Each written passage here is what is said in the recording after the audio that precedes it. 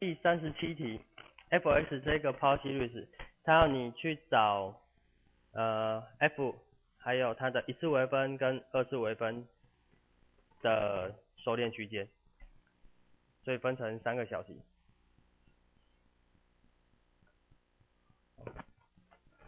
首先第一个小题就是它的收敛区间嘛，所以就直接用 ratio test。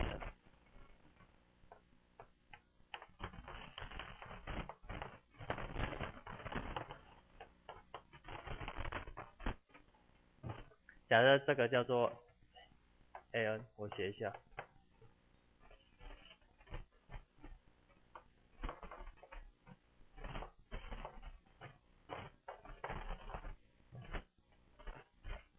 n 平方分之 x 的 n 次方是 an。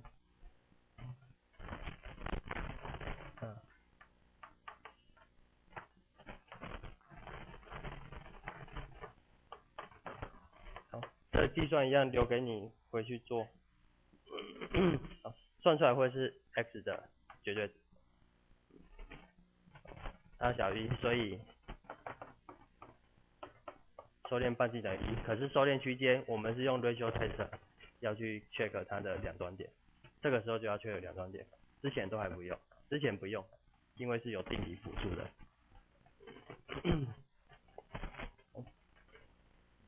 那所以两端点就是 x 等于正负1嘛，那 x 等于正负1，直接来两个一起看就可以了。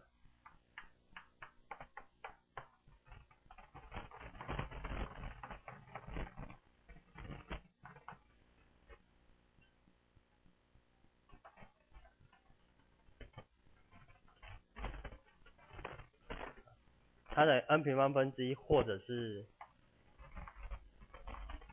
n 平方分之负1的 n 次方。好，不管哪一个它都会收敛，它是利用 P series 它是收敛，然后这个用 alternating series 是那一个 test， 它也是收敛的，所以两个都收敛。所以 A 小题 f(x) 它的收敛区间就是正负1之间的 B 区间。B 小题它的一次微分，好，一次微分就直接做，这个没有很难，它是西格玛的 n 加1分之 x 的 n 次方。好，那它的收敛区间是什么？首先，收敛半径会维持一定嘛？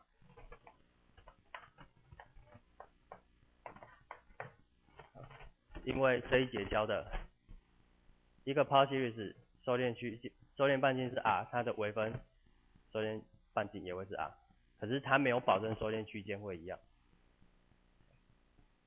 它没有保证收敛区间一样嘛，所以你要去 check 它的 x 等于正负1这边会不会收敛。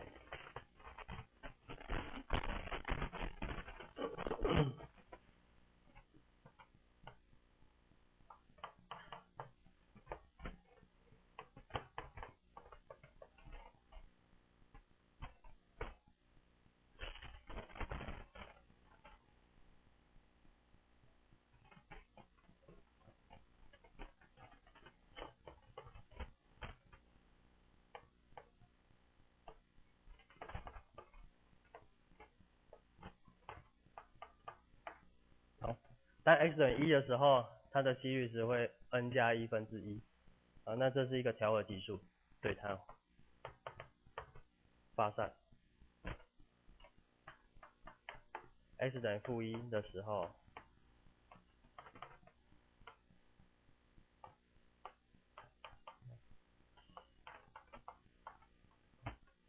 这个会是收敛的，用 alternating series test， 这个是收敛。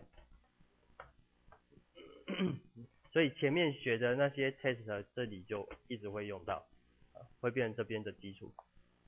所以把这3件事情集合起来，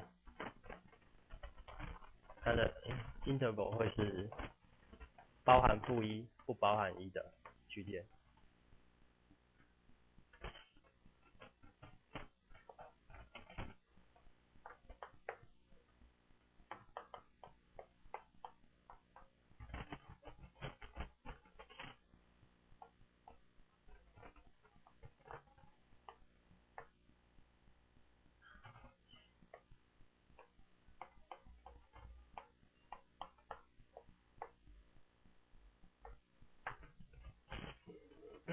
好，那最后二次微分就是对这个再做一次微分，然后我这里已经换了它的 index，n 从0开始，那它一样会具有相同的收敛半径。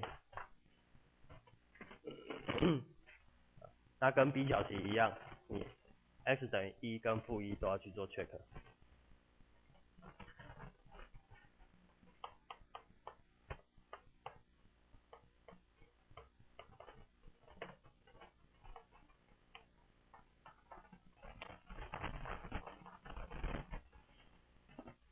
好，这个它是发散的嘛，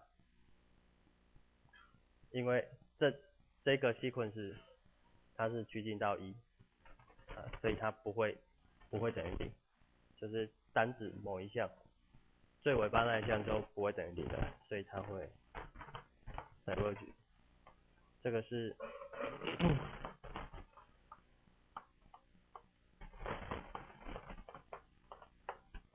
11.2的那个 divergence test。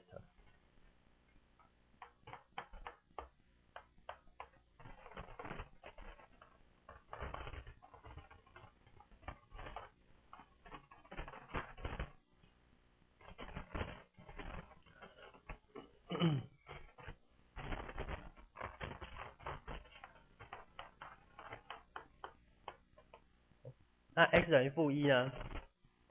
结果还是一样嘛。这个的 an 的那个极限一样不会等于0，所以它还是一样是 diverge。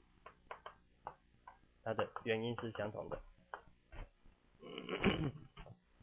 所以把它合起来，它的 interval 会是-1到1的开区间。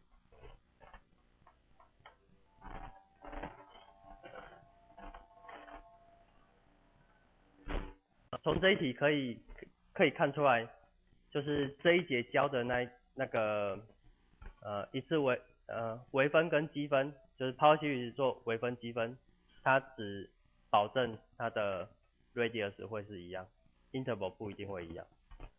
这题就是一个 interval 不一样的一个反例。